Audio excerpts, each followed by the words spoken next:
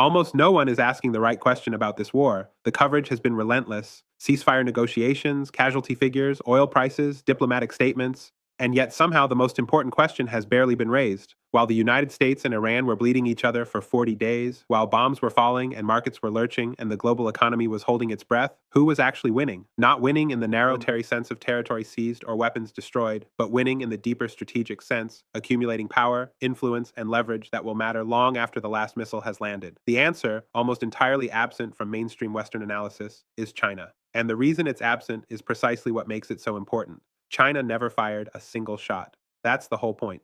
I've come to believe that the most sophisticated move available to a great power is not force. Force is expensive, visible, and morally costly. It generates enemies, drains treasuries, and invites retaliation. The most sophisticated move is patience, letting your rivals expend their resources, their reputations, and their moral credibility on each other while you quietly accumulate what actually matters. What made China's conduct during this conflict so extraordinary, at least to me, is that it didn't merely observe from the sidelines. It operated simultaneously on three entirely separate levels, playing a different strategy on each one, and it did so with a coherence and discipline that Western analysis has almost completely failed to connect into a single picture. I want to try to do that here.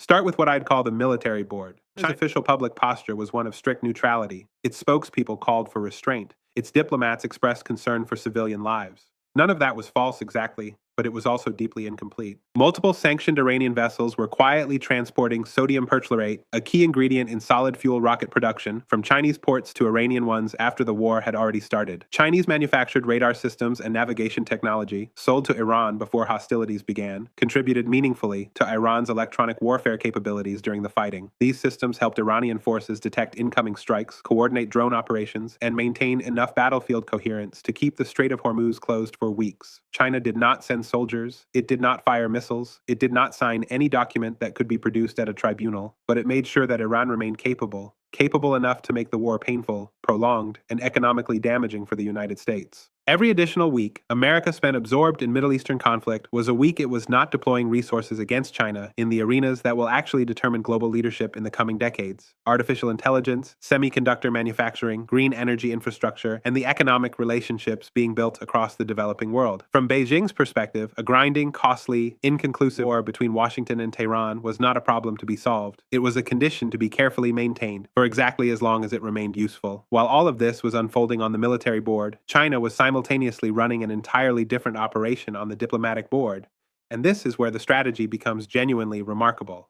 China was positioning itself not as a party to the conflict, not even as a neutral observer, but as the indispensable peacemaker. China and Pakistan jointly announced a 5-point peace framework while the war was still raging. Pakistan's foreign minister flew immediately to Beijing afterward. China's foreign minister made more than 24 phone calls to every relevant party: Iran, Israel, Russia, the Gulf states, presenting Beijing as the one actor with both the relationships and the credibility to broker a resolution. And then Pakistan, China's closest strategic partner and the recipient of more than $60 billion in Chinese infrastructure investment through the Belt and Road Initiative, formally brokered the ceasefire. Pakistan's own ambassador to the United States acknowledged openly on American television that China had played a quiet but consequential role. The New York Times reported that China had made the key intervention that secured the agreement. Bloomberg noted that the American president himself publicly credited Beijing for helping bring the war to an end. Sit with that for a moment. The same government whose technology had been helping Iran sustain the war was now receiving public credit from the American president for ending it. That is not neutrality. That is something far more sophisticated and far more deliberate. The third board is the economic one, and in the long run, it may be the most consequential of all. China purchases more than 90% of Iran's oil exports. It is not merely Iran's largest customer, it is effectively Iran's only significant customer, given the severity of Western sanctions. When Washington quietly relaxed enforcement of those sanctions during the war, because the alternative was oil prices high enough to damage the American economy, China immediately stepped in to absorb the additional supply, often at a meaningful discount below market rates. Iranian sellers had limited alternatives and needed cash. Chinese buyers were willing to take the risk. The result: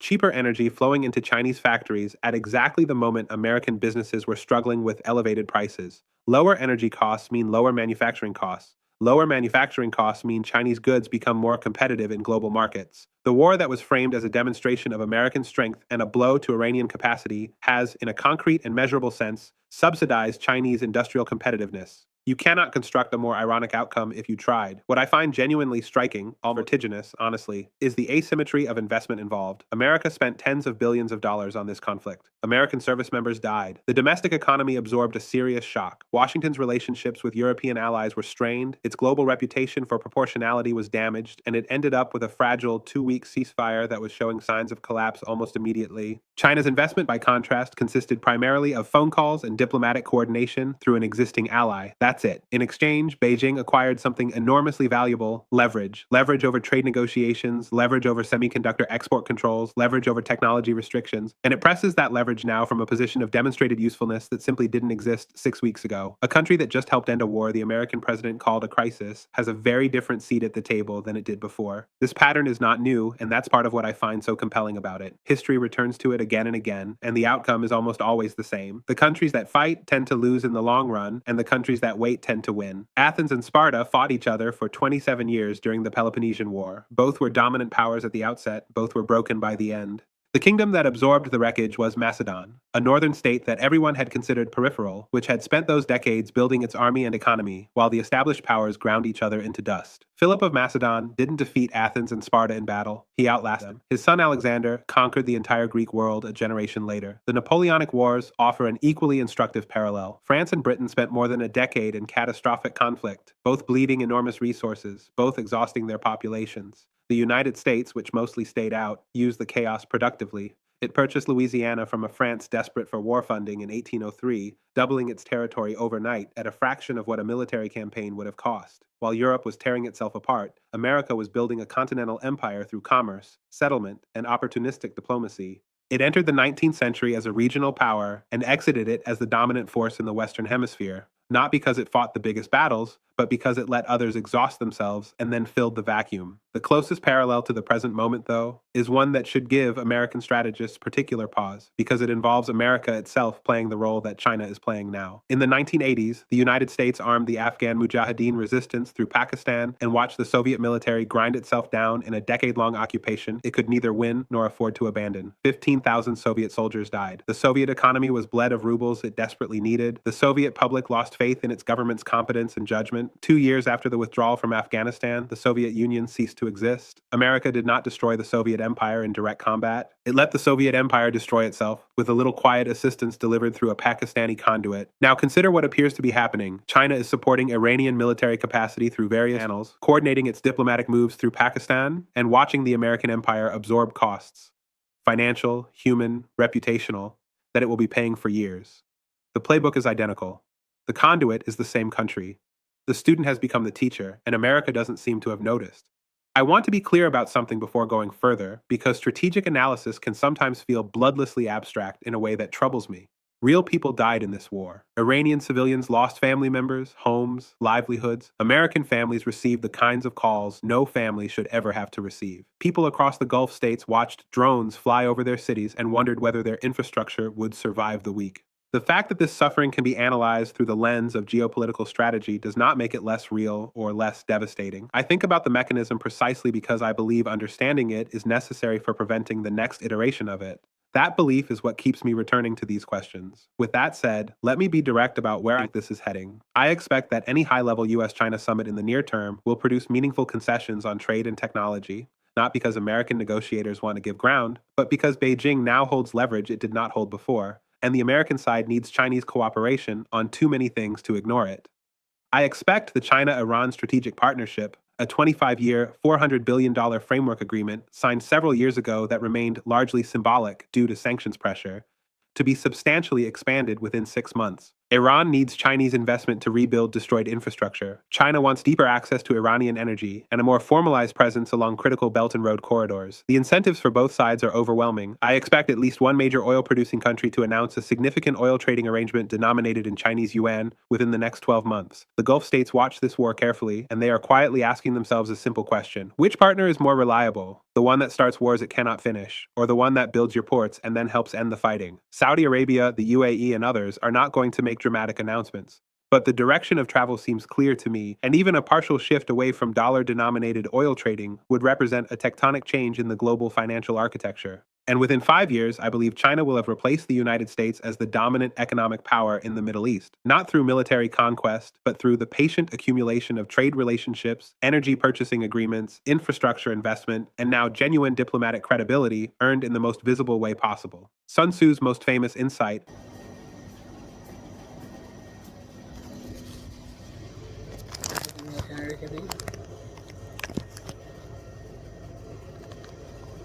এখান থেকে সবাই দেখা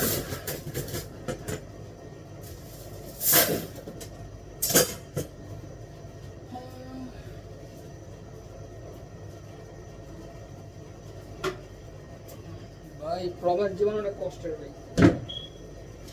যারা কষ্ট সহ্য করতে পারেন তারাই আসেন প্রবাসে আর যারা কষ্ট করতে না পারেন তারা প্রবাসে আসে চিন্তা ভাবনা করেন না ভাই কষ্ট আছে আপনি যতই আরামে থাকেন না কেন প্রবাস জীবনটাই কষ্টের যত ভালো কাজই করেন যত আরামের কাজই করেন না কেন প্রবাসে কষ্ট থাকি ভাই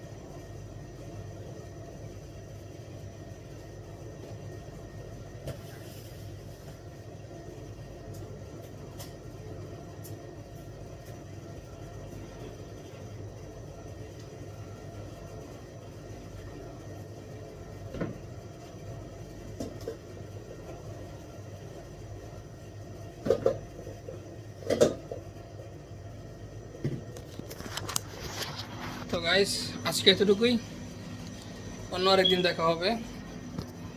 ভালো থাকবেন সবাই, গুড বাই।